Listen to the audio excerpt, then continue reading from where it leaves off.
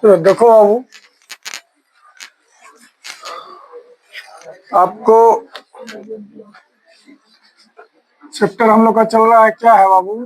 तारे एवं सौर परिवार, यही ना है बाबू? तारे एवं सौर परिवार, बात नहीं करोगे? तारे एवं सौर परिवार है ना, हम लोग कहते हैं स्टार्स एंड सोलर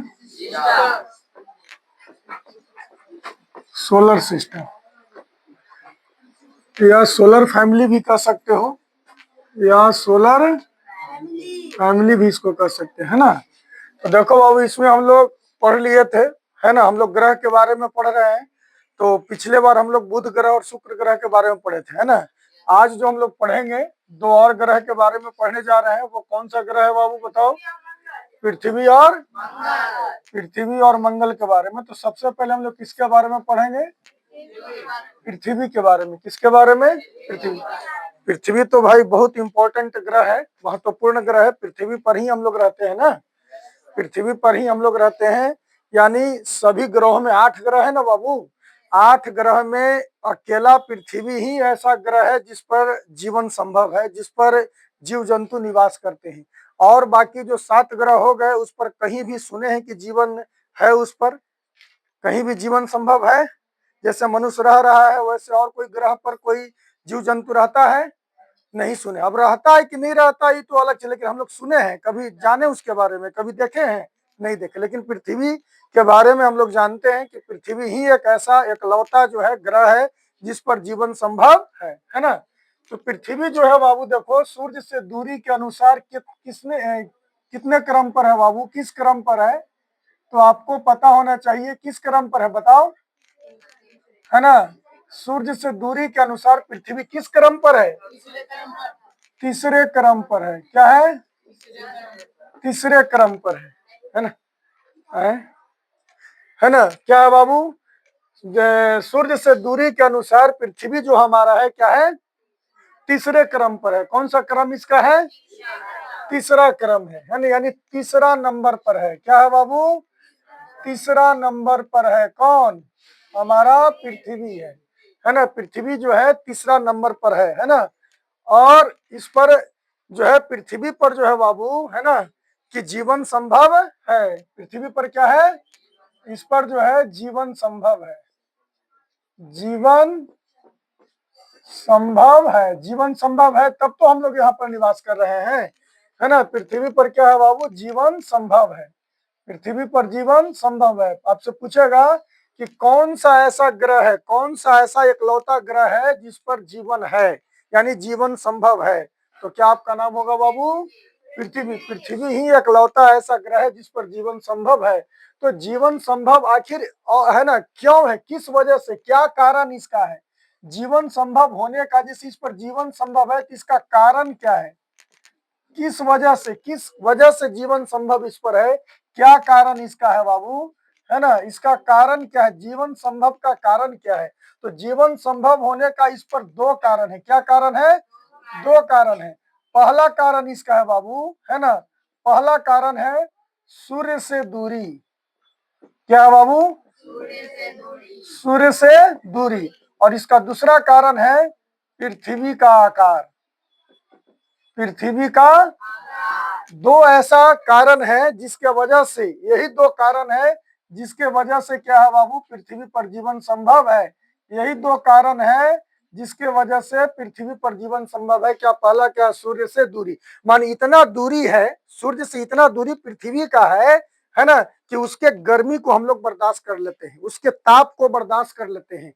अगर ज्यादा नजदीक होता तो इतना गर्मी रहता कि आदमी जल भून करके मर जाता। ज्यादा दूर होता तो इतना ठंड होता कि वहां आदमी उस ठंड को बर्दाश्त ही नहीं कर पाता, आदमी मर जाता, जीव जंतु मर जाता, है ना। तो सूर्य से दूरी, सूर्य से दूरी। और दूसरा पृथ्वी का आकार। पृथ्वी का आकार इतना बड़ा है जिस पर आराम से जीवन यापन हो सकता है ना, जीवन संभव हो सकता है। पृथ्वी का जो शेप है, पृथ्वी का जो आकार है, वह भी निर्भर करता है। तो पृथ्वी का आकार और सूर्य से दूरी, ये दो कारण है जिसके कारण है ना क्या है, जीवन संभव है।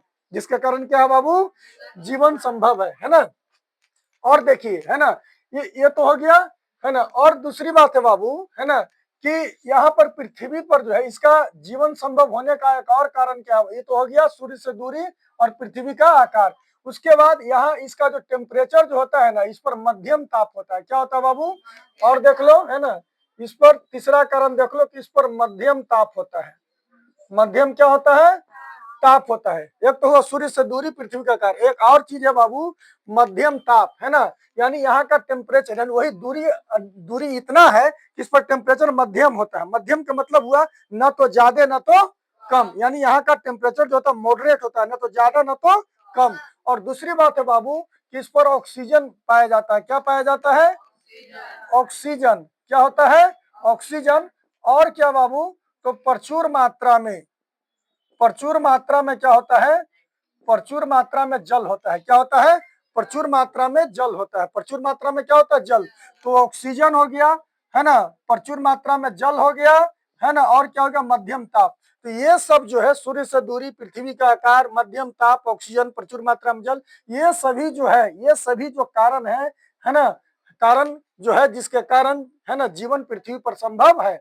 अगर ये सब चीज नहीं रहता तो पृथ्वी पर जीवन संभव नहीं होता। तो आपसे अगर पूछे कि और जो ग्रह है, 8 ग्रह है, उसमें पृथ्वी पर ही जीवन संभव क्यों है, तो आप बताइएगा कि सूर्य से दूरी, सूर्य से दूरी इतना दूरी है ना, सूर्य से दूरी, सूर्य से कितना दूरी है मालूम है, इसका सूर्य से दूरी कितना है मालूम है बाबू, यह लगभग होता है ना, लगभग 15 करोड़ किलोमीटर। 15 करोड़ क्या है बाबू, 15 करोड़ किलोमीटर है। 15 करोड़, 15 करोड़ किलोमीटर कितना दूरी है बाबू, 15 करोड़ किलोमीटर कितना दूरी है, 15 करोड़ किलोमीटर दूरी है ना। 15 करोड़ किलोमीटर दूरी लगभग, इसे 14.98 है, लेकिन लगभग उसको 15 करोड़ किलोमीटर के बराबर हम लोग मानते हैं। तो यह इतना दूरी है ना, जिससे है ना क्या होता है कि सूर्य की गर्मी जो होता है पृथ्वी पर जो पहुंचता है इतना होता है ना, कि उसको हम लोग क्या कर लेते हैं, सहन कर लेते हैं, है ना, सहन कर लेते हैं। अगर ज्यादा हम लोग उसके नजदीक रहते तो फिर जीवन संभव नहीं था, है ना। इतना टेम्परेचर होता, इतना ताप होता कि आदमी जल भून करके या जीव जंतु जल भून करके क्या हो जाता, मर जाता। लेकिन ये दूरी इतना है कि इस पर जो है टेम्परेचर जो होता है क्या होता है, मॉडरेट होता है, मध्यम होता है ना। बात है समझ में। और दूसरा बात है पृथ्वी का आकार, क्या है, पृथ्वी का आकार।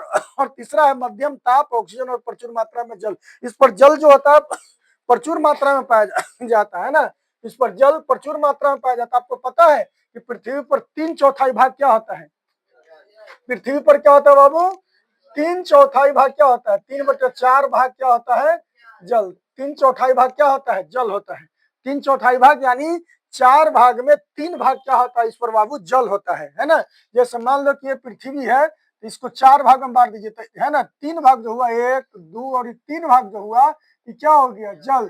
और यही 1 भाग जो होता है क्या होता है बाबू, थल, या कह सकते हो जमीन यानी स्थल होता है, जिस पर हम लोग क्या करते हैं, निवास करते हैं। इसलिए इसको जानते हो क्या कहा जाता है, इसलिए पृथ्वी को क्या कहा जाता है, जलीय ग्रह कहा जाता है। क्या कहा जाता है बाबू, आपसे पूछा जा सकता है कि कौन सा, किस ग्रह को जलीय ग्रह कहा जाता है, तो पृथ्वी को जलीय ग्रह कहा जाता है, क्योंकि इसके 4 भाग में 3 भाग पर लगभग क्या पाया जाता है, जल। यानी 100% में 75% इसका जो भाग है पृथ्वी का, 75% लगभग क्या पाया जाता है, जल पाया जाता है। इसलिए इसको हम लोग क्या कहते हैं, जलीय ग्रह कहते हैं। क्या कहा जाता है बाबू, इसको जलीय ग्रह कहा जाता है। क्या कहा जाता है, जलीय ग्रह। तो है ना, याद रहेगा ना, किसको, कौन सा ग्रह को जलीय ग्रह कहा जाता है, क्यों कहा जाता है, क्योंकि इस पर जो है 4 भाग में 3 भाग है ना, यानी लगभग 75% क्या, 100 में 75% भाग पर क्या पाया जाता है, जल। इसलिए इसको कौन सा ग्रह कहा जाता है, जलीय ग्रह कहा जाता है। क्या कहा जाता है बाबू, जलीय ग्रह कहा जाता है। आया बात समझ में, है ना। सूर्य से दूरी के अनुसार किस, कौन से क्रम पर ही है, तीसरे क्रम पर है ना। और पृथ्वी ही एकमात्र ऐसा एकलौता ग्रह है जिस पर जीवन संभव है। और किस वजह से, तो पहला कारण है सूर्य से दूरी, पृथ्वी का आकार, तीसरा मध्यम ताप, ऑक्सीजन और प्रचुर मात्रा में जल। प्रचुर मात्रा में जल यानी जीवन के लिए जो भी चीज चाहिए पृथ्वी पर क्या होता है, पाया जाता है, पृथ्वी पर पाया जाता है ना। इसलिए इसको हम लोग क्या कहते हैं बाबू कि इस पर जीवन संभव है ना, जीवन संभव है ना। और इसको नीला ग्रह भी कहा जाता है। कौन सा ग्रह इसको कहते हैं हम लोग, नीला ग्रह कहा जाता है। क्या कहा जाता है, नीला ग्रह। आपसे कहेगा कि नीला ग्रह किसको कहा जाता है, तो पृथ्वी को कहा जाता है। किसको कहा, दूसरे ग्रह पर से देखिएगा ना तो कैसा दिखता है, नीला, है ना, कैसा दिखता है, नीला दिखता है, इसलिए इसको नीला ग्रह भी कहा जाता है। कौन सा ग्रह कहा जाता है, तो याद रखिएगा ये सब चीज, नीला ग्रह कहा जाता है ना। कौन सा ग्रह कहते हैं बाबू, नीला ग्रह कहा जाता है ना। और भी देखो, इसके वायुमंडल जो होता है, पृथ्वी का क्या होता है बाबू, पृथ्वी का जो वायुमंडल होता है, इसके वायुमंडल में क्या क्या पाया जाता है। ये जो पृथ्वी का जो वायुमंडल है ना, पृथ्वी का क्या होगा, वायुमंडल। इसके वायुमंडल में क्या क्या चीज रहता है बाबू, तो देखो इसमें रहता है आपको ऑक्सीजन। क्या रहता है बाबू, ऑक्सीजन। और क्या रहता है बाबू, नाइट्रोजन, मुख्य रूप से, है ना। और क्या रहता है बाबू, है ना, और क्या रहता है, कार्बन डाइऑक्साइड। क्या रहता है बाबू, कार्बन डाइऑक्साइड। इसके अलावे भी रहता है जलवाष्प रहता है, और भी रहता है ना। तो ये मुख्य रूप से पाया जाता है, मुख्य रूप से होता है ऑक्सीजन, नाइट्रोजन और कार्बन डाइऑक्साइड। और इसके अलावे जलवाष्प भी होता है, तो इसको हटा तो मुख्य रूप से यही तीन को होता है। कौन कौन होता है बाबू, है ना, ऑक्सीजन, नाइट्रोजन, कार्बन डाइऑक्साइड। इसके वायुमंडल में, किसके वायुमंडल में, पृथ्वी के जो वायुमंडल होते हैं, तो पृथ्वी के वायुमंडल में मुख्य रूप से क्या क्या पाया जाता है, तो आपको पता होना चाहिए क्या पाया जाता है ना। ऑक्सीजन होता है, नाइट्रोजन होता है, कार्बन डाइऑक्साइड। ऑक्सीजन की मात्रा कितना होता है बाबू, 21% लगभग, कितना, 21%। कार्बन डाइऑक्साइड की मात्रा 78%, और कार्बन सॉरी नाइट्रोजन की मात्रा 78%, कार्बन डाइऑक्साइड की मात्रा 0.03% के आसपास। हालांकि आप मात्रा जो है अनुपात थोड़ा बहुत घट बढ़ हुआ है प्रदूषण के कारण, लेकिन लगभग अभी हम लोग यही मान करके चल रहे हैं ना। तो पृथ्वी के वायुमंडल में पूछ सकता है कि पृथ्वी के वायुमंडल में जो होता है क्या होता है, तो पृथ्वी के वायुमंडल में मुख्य रूप से ऑक्सीजन होता है, नाइट्रोजन होता है और कार्बन डाइऑक्साइड होता है ना। और पृथ्वी को कौन सा ग्रह, नीला ग्रह भी कहा जाता है। पृथ्वी को हम लोग जलीय ग्रह भी कहते हैं। और कौन सा ऐसा एकमात्र ग्रह है जिस पर जीवन संभव है, तो आपका होगा पृथ्वी होगा। क्या होगा, पृथ्वी। और पृथ्वी पर जो देखो बाबू कितना जल होता है, तो 3/4 भाग क्या होता है, जल, यानी लगभग 75% क्या होता है बाबू, इस पर जल पाया जाता है, इसलिए इसको जलीय ग्रह भी कहा जाता है। बात समझ में आया। और पृथ्वी का और देखो बाबू इसका, कि इसका जो होता है पृथ्वी का, है ना, क्या उपग्रह होता है ना। इसका जो होता है उपग्रह क्या होता है पृथ्वी का, तो एक उपग्रह होता है ना। इसके उपग्रहों की संख्या कितना होता है, एक उपग्रह। और उस उपग्रह का नाम क्या है बाबू, चंद्रमा। क्या नाम है, चंद्रमा। क्या नाम है, चंद्रमा। क्या है बाबू, चंद्रमा। पृथ्वी का एकमात्र प्राकृतिक उपग्रह है ना। एकमात्र प्राकृतिक उपग्रह इसका कौन है, पृथ्वी का एक मात्र प्राकृतिक उपग्रह कौन है बाबू, है ना, चंद्रमा है। क्या है, या पूछेगा कि पृथ्वी के चंद्रमाओं की संख्या कितना होता है, तो एक। या पृथ्वी के प्राकृतिक उपग्रहों की संख्या कितना होता है, तो एक। याद रखिएगा, जबकि बताए थे कि बुध और शुक्र का कोई भी जो होता है चंद्रमा नहीं होता है, कोई भी उपग्रह नहीं होता, याद रखिएगा, है ना। बुध और शुक्र का एक भी उपग्रह नहीं होता है ना। अच्छा, और देखो बाबू, और इसके बाद देखिए, है ना, कि इसका जो है ना, इसका घूर्णन काल, पृथ्वी का घूर्णन काल कितना होता है, तो 24 घंटा होता है। कितना, 24 घंटा, या कह सकते हैं कि एक दिन। इसका घूर्णन काल कितना होता है, यानी पृथ्वी जो अपने अक्ष पर, पृथ्वी क्या होता है बाबू, ये देखो पृथ्वी से अक्ष, ये अक्ष हो गया, ये अपने अक्ष के चारों ओर कितना समय में घूम जाता है ना, तो 24 घंटा में घूम जाता है। कितना घंटा में, 24 घंटे में, एक दिन में। और इसी के कारण जो होता है दिन और रात होता है, इसी के कारण दिन और रात होता है। अगर नहीं घूमता तो जहाँ तो हमेशा सूर्य के सामने, तो हमेशा सूर्य के सामने रहता, दिन है तो दिन रहता, रात है तो रात रहता। लेकिन इसी के कारण, घूर्णन काल के कारण ही पृथ्वी पर दिन और रात होता है। तो इसलिए इसको जो कहते हैं ना, दैनिक गति कहते हैं। कौन सा गति कहते हैं, दैनिक गति कहते हैं। क्या कहते हैं, दैनिक गति। दैनिक माने एक दिन, है ना। एक दिन में जो होता है, अक्ष जो है पृथ्वी पर चारों ओर क्या हो जाता है, अक्ष के चारों ओर जो है ना, पृथ्वी एक दिन में क्या हो जाता है, घूम जाता है। तो इसको कौन सा गति कहते हैं, दैनिक गति, है ना। क्या कहते हैं, दैनिक गति। दैनिक गति के कारण ही क्या होता है बाबू, दिन और रात होता है ना। और इसका ये तो हो गया आपका, है ना, 24 घंटा। ये घूर्णन काल हो गया। क्या हो गया बाबू, घूर्णन काल। इसका घूर्णन काल कितना होता है? 24 घंटा, या कह सकते हैं क्या, एक दिन कहते हैं, एक दिन कह सकते हैं। एक दिन में 24 घंटा होता है ना बाबू। और देखिए इसका परिक्रमण काल कितना होता है, ये सब याद रखिएगा। ये सब परीक्षा में पूछा जाता है, कि कंपटीशन में भी पूछता है बाबू। बहुत काम की चीज आपको बता रहे हैं। परिक्रमण काल, या इसी को हम लोग क्या कहते हैं, परिभ्रमण काल। क्या कहते हैं बाबू? परिभ्रमण काल कहते हैं। इसका परिभ्रमण काल कितना होता है? 365 दिन कितना होता है ना? कितना होता है बाबू? इसको ऐसे करके लिखो।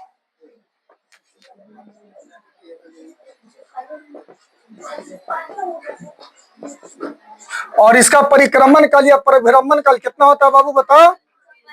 365 दिन 6 घंटा, जिसको क्या कहा जाता है? एक साल कहा जाता है, एक वर्ष कहा जाता है। यानी एक वर्ष में, है ना, एक वर्ष में पृथ्वी सूर्य के चारों ओर क्या हो जाता है? घूम जाता है। पर यह देखो घूर्णन काल किसको कहते हैं? तो पृथ्वी अपने अक्ष पर, पृथ्वी क्या होता है? यह देखो पृथ्वी इसका अक्ष है, अक्ष पर जो है चारों ओर जितना समय में घूमता है उसको घूर्णन काल कहते हैं। अब परिक्रमण काल, तो ये मान लो आपका सूर्य है, क्या है? सूर्य है। तो सूर्य के चारों ओर दीर्घवृत्ताकार पथ पर, क्या बाबू?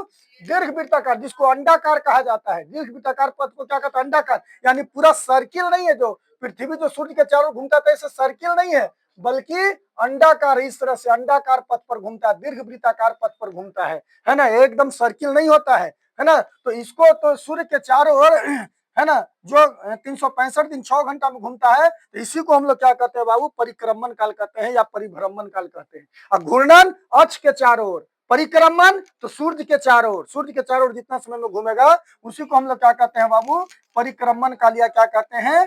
परिभ्रमण काल कहते हैं, है ना। और पृथ्वी का जो पथ होता है, पृथ्वी जिस वृत्ताकार पथ पर घूमता है, वो पथ कैसा होता है बाबू? वह कैसा पथ होता है? तो वह जो पथ होता है कैसा होता है? दीर्घ वृत्ताकार। क्या होगा? दीर्घ वृत्ताकार, या इसी को कह सकते हो अंडाकार। क्या कह सकते हो बाबू? अंडाकार। यानी अंडा क्या आकार का? अंडा देखे है ना, अंडा क्या होता है? इस तरह का होता है। अंडा ऐसा होता है ना बाबू, यानी अंडाकार होता है ना। क्या होता है? अंडाकार होता है। यानी सूर्य से, जैसे देखो, ये देखो ऐसे पथ पर घूमता है, तो यहाँ पर क्या हो गया? सूर्य, है ना, क्या हो गया? सूर्य। तो सूर्य से पृथ्वी ऐसे घूम रहा है, तो सूर्य से क्या है?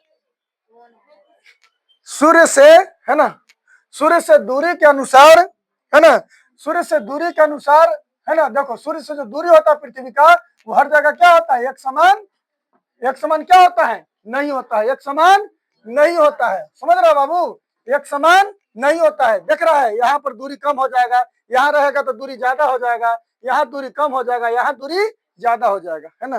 फोन आ रहा है। तो इसका जो पथ जो होता है दीर्घ वृत्ताकार, या क्या होता है बाबू? अंडाकार होता है। क्या है?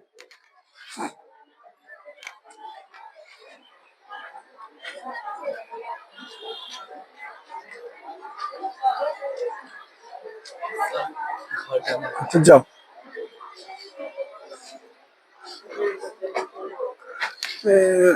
कोई सुजीत कन है? सुजीत आयुष की चिंता है, जो पंजाब वाला जो आयुष था यहाँ पढ़ने आता था, हमारा भगना जो था, वो आगे से 5वां बोगी में होगा, तनी से जाओ तो कुछ सामान ले आपको देगा, ले लीजिएगा, ठीक ना।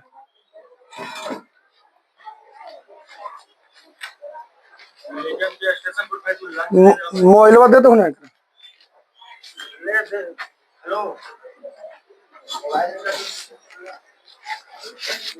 तो चलो बाबू, देखो समझ में आया यहाँ तक? कोई दिक्कत है ना? तो पृथ्वी के बारे में आपको देखो ये सारा बात आपको बता दिया, है ना, कि पृथ्वी जो होता है सूर्य से दूरी के अनुसार तीसरे क्रम में होता है ना। इस पर वायुमंडल जो होता है ऑक्सीजन, नाइट्रोजन, कार्बन डाइऑक्साइड के रूप में होता है। और यह दीर्घवृत्ताकार पथ पर क्या होता है? घूमता है, अंडाकार पथ पर घूमता है। इसको नीला ग्रह भी कहा जाता है, इसको जलीय ग्रह भी कहते हैं। पृथ्वी पर जो होता है 3/4 भाग जल होता है, जिसके कारण इसको क्या कहते हैं? जलीय ग्रह। और ये दूसरे ग्रह से देखने पर कैसा दिखता है? नीला, इसलिए इसको लोग नीला ग्रह भी कहते हैं। पृथ्वी एकमात्र ऐसा एकलौता ग्रह है है ना, जिस पर जीवन संभव है, उसका कारण क्या है? सूर्य से दूरी लगभग 15 करोड़ किलोमीटर है, इसे 14.98 होता है। पृथ्वी का आकार भी इस पर निर्भर करता है जीवन संभव के लिए। और सबसे अहम बात, सबसे महत्वपूर्ण, कि यहाँ का टेम्परेचर मध्यम ताप होता है, ऑक्सीजन पाया जाता है प्रचुर मात्रा में, और प्रचुर मात्रा में क्या पाया जाता है? जल पाया जाता है। और इसका जो घूर्णन काल होता है वो 24 घंटा यानी 1 दिन होता है, और इसका जो परिक्रमण काल या परिभ्रमण काल जो होता है 365 दिन 6 घंटा होता है। और इसका मात्र एक प्राकृतिक उपग्रह होता है, कौन है बाबू? चंद्रमा। कौन होता है? चंद्रमा। चलो अब हम लोग आते हैं, है ना, अब हम लोग पढ़ेंगे किसके बारे में बाबू? मंगल ग्रह के बारे में। किसके बारे में? मंगल ग्रह के बारे में, मंगल के बारे में पढ़ेंगे। किसके बारे में? मंगल के बारे में। तो इसका जो दूरी होता है ना, दूरी सूर्य से दूरी के अनुसार किस क्रम में है बाबू? चौथा क्रम में। कौन क्रम में है? चौथा क्रम में। क्योंकि देखो सूर्य से दूरी के अनुसार पहला कौन हो गया? बुध, उसके बाद कौन हो गया? शुक्र, उसके बाद कौन हो गया? पृथ्वी, उसके बाद कौन हो गया? मंगल। यानी कौन सा क्रम है बाबू? चौथा क्रम है। कौन सा क्रम है ना? और पृथ्वी के कक्षा के बाहर पहला ही ग्रह है ना, पृथ्वी के कक्षा के बाहर पहला ग्रह, पृथ्वी के कक्षा के बाहर यह पहला ग्रह है। यह भी पूछ देता है कि पृथ्वी के कक्षा के बाहर कौन सा पहला ग्रह है? कौन सा पहला ग्रह है जो पृथ्वी के कक्षा के बाहर है? तो मंगल। क्या है? जैसे देखो यहाँ पर तो सूर्य हो गया बीच में, सूर्य, उसके बाद कौन हो गया? बुध, उसके बाद कौन हो गया? शुक्र, है ना, उसके बाद कौन हो गया? बुध शुक्र, उसके बाद कौन? पृथ्वी, उसके बाद कौन हो गया? मंगल। तो देखो पृथ्वी का कक्षा हुआ यही ना, पृथ्वी का कक्षा हुआ जिस वृत्ताकार पथ पर घूम रहा है, दीर्घ वृत्ताकार पथ पर। इस कक्षा के बाहर कौन सा ग्रह? ही ना आपका मंगल हो गया, ये वाला कौन हो गया? मंगल। यानी पृथ्वी के कक्षा के बाहर कौन सा पहला ग्रह है? कौन ऐसा पहला ग्रह है जो पृथ्वी के कक्षा के क्या है? बाहर है? तो आपका जवाब कौन होगा? मंगल। कौन होगा बाबू? मंगल, है ना। और इसको हम लोग क्या कहते हैं? लाल ग्रह कहते हैं। क्या कहते हैं? लाल ग्रह कहते हैं। अब सवाल उठता है कि इसको लाल ग्रह क्यों कहा जाता है? तो लाल ग्रह इसलिए कहा जाता है कि मंगल का भूमि, मंगल जो है, मंगल ग्रह, इसका भूमि जो होता है, भूमि कैसा होता है? लाल रंग का होता है। भूमि इसका कैसा होता है? लाल। इसका भूमि लाल, इसलिए देखने में दूर से कैसा दिखता है? लाल दिखता है। इसलिए मंगल ग्रह को क्या कहा जाता है? लाल ग्रह कहा जाता है। क्या कहा जाता है? अगर आपसे पूछे कि लाल ग्रह किस ग्रह को कहा जाता है, तो आपका जवाब क्या होगा? क्या होगा बाबू? मंगल ग्रह। क्या होगा? मंगल ग्रह। लाल ग्रह किसको कहते हैं? मंगल ग्रह। कौन ग्रह का भूमि लाल होता है? मंगल ग्रह का भूमि लाल होता है। कौन सा ग्रह ऐसा है जो पृथ्वी के कक्षा के बाहर है? पहला पहला पहला कौन सा ऐसा ग्रह है जो पृथ्वी के कक्षा के बाहर है? तो क्या हो जाएगा? मंगल हो जाएगा। क्या हो जाएगा? मंगल। और सूर्य से दूरी के अनुसार किस क्रम पर यह है? चौथा क्रम पर। अगर आपसे पूछे कि सूर्य की दूरी के अनुसार चौथा क्रम पर कौन सा ग्रह है बाबू, तो आपका जवाब क्या होगा? मंगल होगा। क्या होगा? मंगल। अब देखिए इसके वायुमंडल में क्या होता है।